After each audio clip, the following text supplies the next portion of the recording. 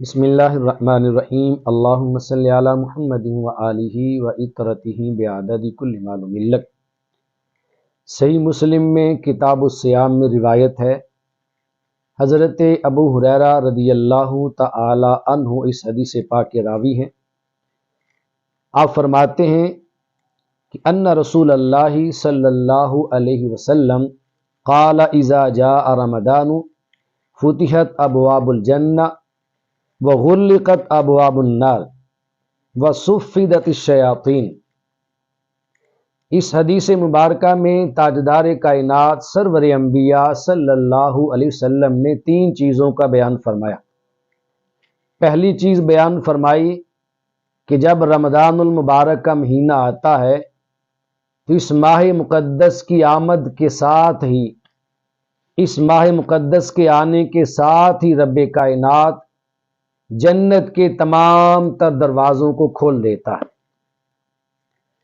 دوسری بات تاجدار کائنات سرور انبیاء صلی اللہ علیہ وسلم نے فرمائی وغلقت ابواب جہنم وغلقت ابواب النار، کہ رب کائنات رمضان المبارک کی آمد کے ساتھ ہی دوزخ کے تمام تر دروازوں کو بند کر دیتا ہے۔ اور تیسری بات میرے آقا نے ارشاد فرمائی وَصُفِّدَتِ الشَّيَاطِينَ، کہ جب رمضان المبارک آتا ہے تو رمضان المبارک کے آنے کے ساتھ ہی رب کائنات شیاطین کو قید کر دیتا ہے۔ شیاطین قید کر دیے جاتے ہیں، زنجیروں میں جکڑ دیے جاتے ہیں۔ اب سوال یہ ہے کہ شیاطین زنجیروں میں جکڑے جاتے ہیں، شیاطین قید کیے جاتے ہیں، تو شیاطین کہاں پر قید کیے جاتے ہیں؟ علماء کرام نے اس بارے میں بیان کیا ہے کہ شیاطین کو رمضان المبارک کے اندر زنجیروں میں جکڑ کر سمندر میں پھینک دیا جاتا ہے، یا پھر جزیروں میں ڈال دیا جاتا ہے، یا شیاطین کو قید کرنے کا مطلب یہ ہے کہ اس ماہ مقدس میں شیاطین کی گرفت ڈھیلی پڑ جاتی ہے، ان کا اثر کم ہو جاتا ہے، ان کی طاقت سلب کر لی جاتی ہے۔ توجہ طلب بات یہ ہے کہ رمضان میں جنت کے دروازے کھول دیے جاتے ہیں۔ اس کا ایک مطلب یہ بھی ہو سکتا ہے جنت کے دروازے کھول دینا، دوزخ کے دروازے بند کر دینا۔ ہو سکتا ہے کہ یہ رمضان المبارک کی علامات میں سے ایک علامت ہو کہ جب جب رمضان آئے گا اس کی علامتیں جب ظاہر ہوں گی تو اس کی ایک علامت یہ ہوگی کہ رمضان کے آتے ہی جنت کے دروازے کھل جائیں گے اور دوزخ کے دروازے بند ہو جائیں گے۔ اور ہو سکتا ہے کہ یہ الفاظ مجازن استعمال کیے گئے ہوں کہ رمضان المبارک کے اندر لوگ کثرت کے ساتھ نیک اعمال کرتے ہیں، نیکیاں کرتے ہیں، اور کثرت سے نیکیاں کرنا یہ جنت میں داخلے کا سبب ہے۔ رب کائنات اس ماہ مقدس میں کثرت کے ساتھ لوگوں کو جنت میں داخل کرنے کا حکم جاری فرماتا ہے۔ تو جب کثرت کے ساتھ لوگ اس ماہ مقدس میں جنت میں جائیں گے تو ان کے لیے جنت کے دروازے کھولے جائیں گے۔ تو ایک مطلب یہ ہوا کہ جنت کے دروازے کھولے جاتے ہیں، کیوں کہ لوگ کثرت کے ساتھ اس ماہ مقدس میں نیکیاں کرتے ہیں، تو رب کائنات کثرت سے اس ماہ مقدس میں لوگوں کو جنت میں داخل کرنے کا حکم جاری فرماتا ہے۔ دوزخ کے دروازے بند کر دیے جاتے ہیں۔ اس کا مطلب یہ بھی ہو سکتا ہے کہ اس ماہ مقدس میں لوگ کثرت کے ساتھ نیکی کرتے ہیں اور گناہوں سے بچتے ہیں، خطاؤں سے اجتناب کرتے ہیں۔ رب کائنات کی بارگاہ میں اس ماہ مقدس میں لوگ تائب ہوتے ہیں، اپنے مالوں کی زکوٰۃ نکالتے ہیں، اور مختلف قسم کے کار خیر کے اندر مشغول ہو جاتے ہیں اور کثرت سے نیکیاں کر کے اپنے آپ کو برائی سے دور بھی کرتے ہیں اور دوزخ سے بچتے ہیں۔ تو اس ماہ مقدس میں دوزخ سے بچنے اور دوزخ سے دور رہنے والے اعمال کثرت سے ہوتے ہیں۔ اس کا مطلب ہے کہ دوزخ کے دروازے بند کر دیے جاتے ہیں۔ اب رہی یہ بات جو تاجدار کائنات صلی اللہ علیہ وسلم نے تیسری بات ارشاد فرمائی، وَصُفِّدَتِ الشَّيَاطِينَ، کہ شیاطین کو اس ماہ مقدس میں قید کر دیا جاتا ہے۔ اور علماء کرام کا یہ کہنا کہ شیاطین کو اس ماہ مقدس میں زنجیروں میں جکڑ کر سمندر میں پھینک دیا جاتا ہے، کچھ نے کہا جزیروں میں پھینک دیا جاتا ہے۔ تو کیا شیطان اتنا ہی زیادہ طاقتور ہے؟ اسے قید بھی کر دیا گیا، زنجیروں میں جکڑ کے سمندر میں ڈال بھی دیا گیا، اس کے باوجود وہ انسان سے گناہ کروا رہا ہے۔ اگر شیطان قید ہے، زنجیروں میں جکڑا گیا ہے، اسے سمندر میں ڈالا گیا ہے، تو پھر بندے اس ماہ مقدس میں گناہ کیوں کرتے ہیں اور گناہ کیسے کر جاتے ہیں؟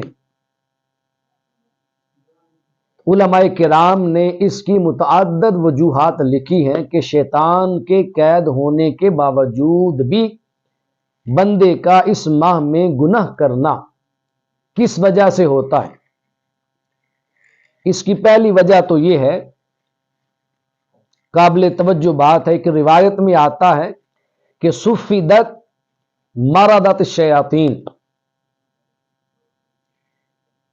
جو بڑے بڑے شیاطین ہوتے ہیں، سرکش شیاطین، ماہ رمضان المبارک میں بڑے بڑے اور سرکش شیاطین کو قید کر دیا جاتا ہے، اور جو عام اور چھوٹے چھوٹے شیاطین ہوتے ہیں وہ کھلے رہتے ہیں۔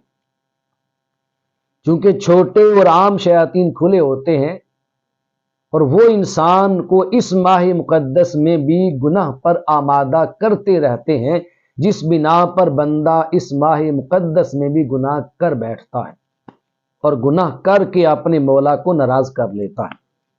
اللہ ہمیں اپنی ناراضگی سے محفوظ رکھے۔ اور دوسری وجہ اور دوسرا جواب جو علماء کرام نے لکھا ہے کہ شیطان کے قید ہونے کے باوجود بھی انسان اس ماہ مقدس میں گناہ پر آمادہ کیوں ہوتا ہے؟ کون ہے جو انسان سے اس ماہ مقدس میں بھی گناہ کرواتا ہے؟ تو دوسرا جواب یہ ہے، شیطان دو قسم کے ہوتے ہیں، ایک ہوتا ہے خارجی شیطان اور دوسرا ہے داخلی شیطان۔ خارجی جو باہر کا شیطان ہے اور داخلی اندر کا شیطان۔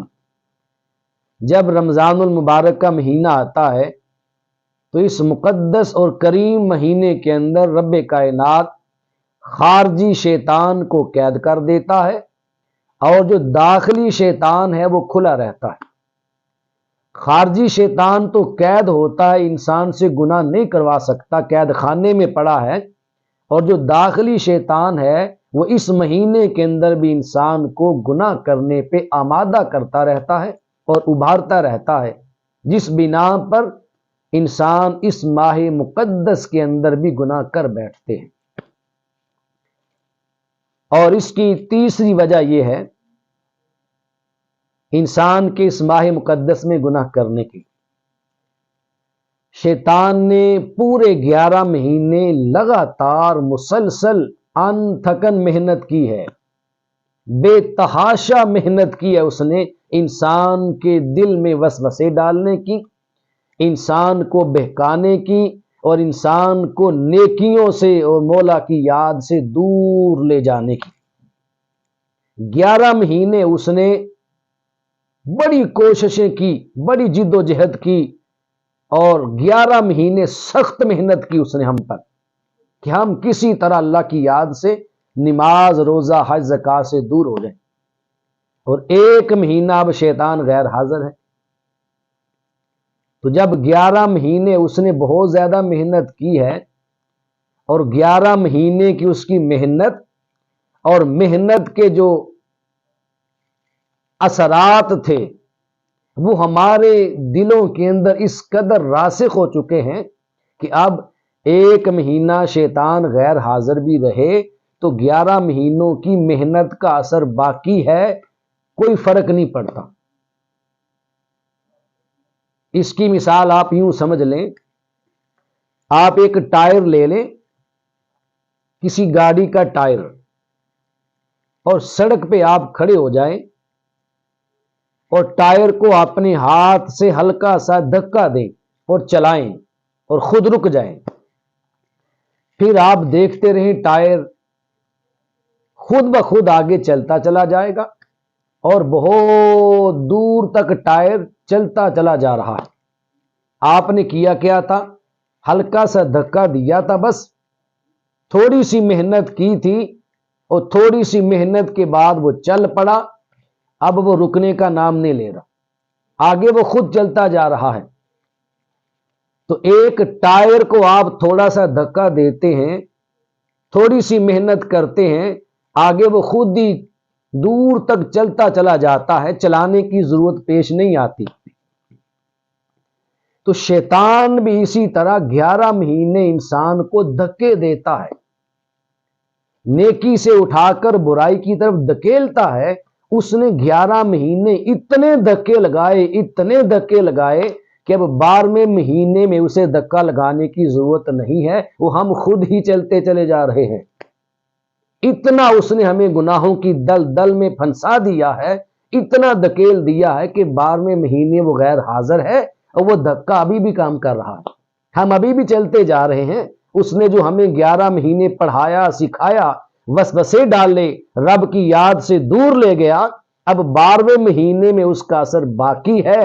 ہم گناہ کے عادی ہو چکے ہیں، جو عادت ہمیں 11 مہینوں سے پڑی ہوئی ہے، جو لت ہمیں 11 مہینوں سے لگی ہوئی ہے، اب 12ویں مہینے میں اس کو چھوڑنا بڑا مشکل ہے۔ یہ ایک جہاد ہے اپنے نفس کے ساتھ، یہ بندے کا امتحان ہے کہ بندے 12ویں مہینے تو اتنی محنت کر، راتوں کو قیام کر، نماز تراویح پڑھ، تہجد پڑھ اور سارا دن حالت روزہ میں رہ، اس نفس کو اتنا کچل کے شیطان کی 11 مہینوں کی محنت 1 مہینے میں تو پاؤں کے نیچے روند کے چلا جائے۔ ایسا کر، پھر تیرا مولا تجھ سے راضی ہوگا، تیرا رب تجھ سے خوش ہو جائے گا۔ اور ایک مطلب اس ماہ مقدس میں شیطان کی طاقت کو سلب کر لیا جاتا ہے، اور اس ماہ مقدس میں نیکی کا جذبہ ہوتا ہے۔ نیکی کا جذبہ جو ہے اس ماہ مقدس میں غالب آ جاتا ہے، غلبے کی بنا پر شیطان کا اثر کم پڑ جاتا ہے، اس کی گرفت ڈھیلی ہو جاتی ہے۔ اس کا مطلب ہے کہ شیطان قید ہے اور جنت کے دروازے کھول دیے گئے ہیں، جہنم کے بند کر دیے گئے۔ اور آخری بات، یہ ہمارے لیے لمحہ فکریہ ہے، اس بات پہ ہمیں سوچ و بچار کرنی ہوگی، ہمیں غور و فکر کرنا ہوگا اور دیکھنا ہوگا جب جب ہم سے گناہ ہوتا ہے، ہم سے غلطی ہوتی ہے، تو ہم شیطان کو کوسنے بیٹھ جاتے ہیں کہ شیطان نے مجھے بہکا دیا، شیطان نے مجھ سے گناہ کروا دیا، یہ کام شیطان نے کروایا ہے۔ بندہ خدا، اس مہینے میں شیطان قید ہے اور اس مہینے میں شیطان غیر حاضر ہے، پھر بھی اس مہینے میں تیرا گناہ کرنا اس بات کی دلیل ہے کہ گناہ کرنے میں تیری اپنی ذات خود شامل ہے، تیرے اپنے ارادے شامل ہیں۔ تجھے تسلیم کرنا پڑے گا کہ شیطان تجھ سے جبرن اور زبردستی گناہ نہیں کرواتا، شیطان صرف انسان کے دل میں وسوسے ڈالتا ہے، ذہن میں خیالات ڈالتا ہے، جیسے نیکی کا خیال ذہن میں آتا ہے ایسے برائی کا خیال بھی آتا ہے۔ شیطان برے خیالات ذہن میں ڈالتا ہے، کبھی کسی بندے کا ہاتھ پکڑ کر، کسی کی زبان کھینچ کر اور کسی کو ساتھ لے جا کر شیطان گناہ نہیں کرواتا۔ انسان کو تسلیم کر لینا چاہیے کہ گناہ کرنے میں انسان خود ذمہ دار ہے۔ رب کائنات ہمیں شیطانی وسوسوں سے محفوظ رکھے اور آنے والے مقدس مہینے میں دل و جان سے اپنی بارگاہ میں راتوں کو قیام کرنے اور دنوں کو روزے رکھنے کی اور قرآن کی کثرت سے تلاوت کرنے کی اور اپنے محبوب کی بارگاہ میں کثرت سے درود و سلام بھیجنے کی توفیق نصیب فرمائے۔ وما علیہ الا البلاغ۔